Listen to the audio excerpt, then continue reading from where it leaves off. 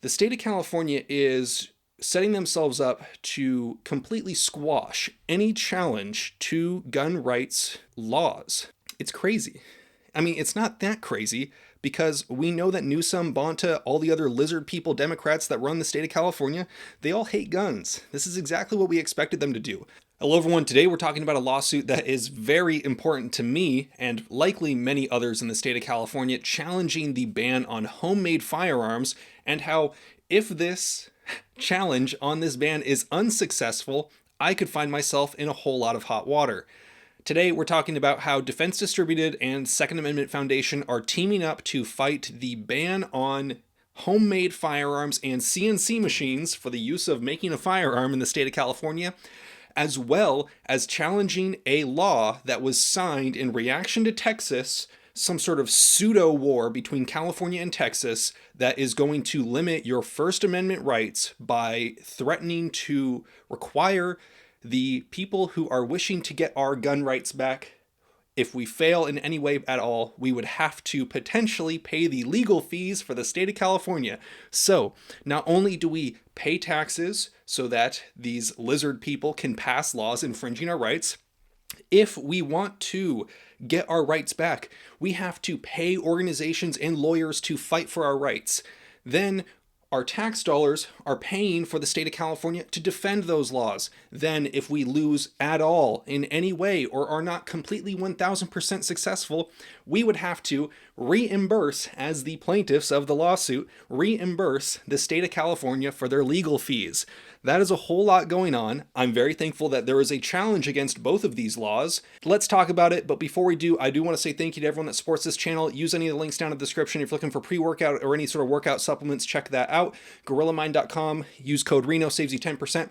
Also, Route 66 Shooting Sport Park down in San Bernardino, California. This October 2nd, we are having a meetup range day expo. Ton of vendors, ton of giveaways, ton of raffle items. All the proceeds are going to be going to the CRPA and Firearms Policy Coalition, I believe. You can see me there. I'll be around shooting all day. Mike Glover will also be there. I don't know what he's going to be doing specifically, but I know that I will just be hanging out. I am a lot less important, a lot less fun. So if you want to see me, cool. If you want to see Mike, cool. If you want to come shoot, cool. Thank you, everyone. Thank you to Route 66. So let's talk about it. Second Amendment Foundation and Defense Distributed. I know I'm talking very fast. It's just, it is who I am. I am sorry. So they are teaming up to fight against California's AB1621 and SB1327. 1621 was the bill that potentially banned 0% lowers. Yes, I know it seems crazy, but if you want a whole 18-minute rundown on what 1621 does in detail, including discussing how it would potentially ban AR pistols in the state of California for building them yourself, how it would ban CNC machines in the state of California, and how it would potentially ban 0% lowers, I highly recommend you go and check out that video that I will have linked in the description or maybe one of the cards. I'm really not good at YouTube, but it'll be somewhere you can find that link to that video. So they are challenging 1621, a bill that basically made it so that you would have less options for you as a private individual to manufacture a firearm, even if you wanted to do it legal, even if you wanted to get a serial number from the state of California, even if you wanted to then take photos, upload it to the state, show them that you did it legally. They would prevent you from being able to do so with a CNC machine. Now, in the wake of New York State Rifle and Pistol Association versus Bruin, and we now know that gun laws have to be justified using the text and history and tradition of the laws that have existed regarding the Second Amendment, do you know of any law banning CNC machines or milling machines to make firearms? Well, I don't. And if you want to read the lawsuit for yourself, there's some excellent points in there discussing how at the time of the Second Amendment's origin, the Founding Fathers were very aware and actually encouraged private individuals to furnish or provide their own firearms. Now, the Second Amendment says keep and bear arms, right? It doesn't necessarily say make or buy, correct? However, it is implied and inferred and just obvious that in order to keep, meaning to have, in order to have a gun and to use and bear that gun or carry that gun, You have to be able to acquire it somehow.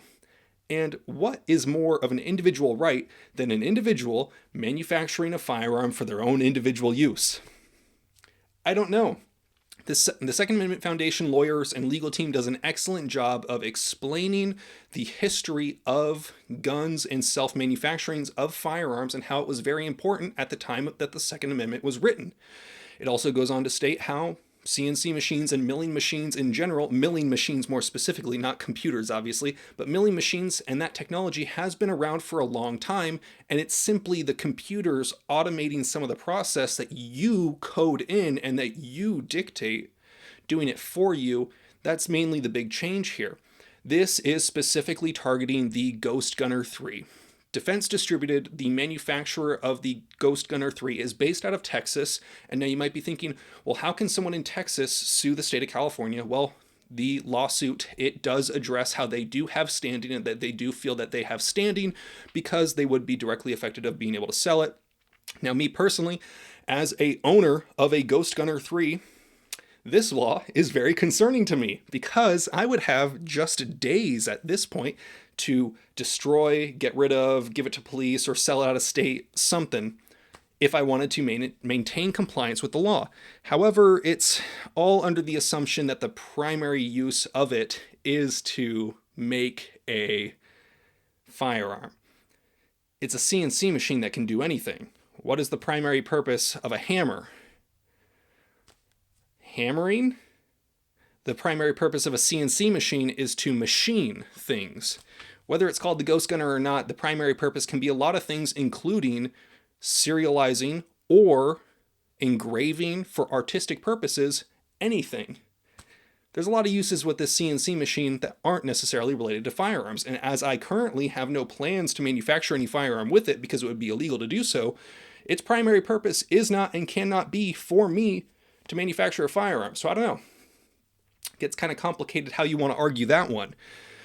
Now, it's great that they're challenging the ban on homemade firearms and CNC machines, but what's even more important that I alluded to in the intro of this video is SB1327. Now, this lawsuit is California and Gavin Newsom's brainchild. Their brainchild that the Assembly Committee in California specifically acknowledged would be unconstitutional, would be unjust, and would be a perverse use of their power to regulate your ability to petition the courts.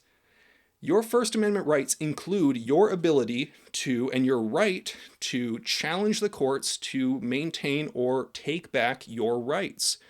What 1327 does is it says that, let's say, me with CRPA in Boland v. Bonta, the court case that I'm actually a plaintiff of.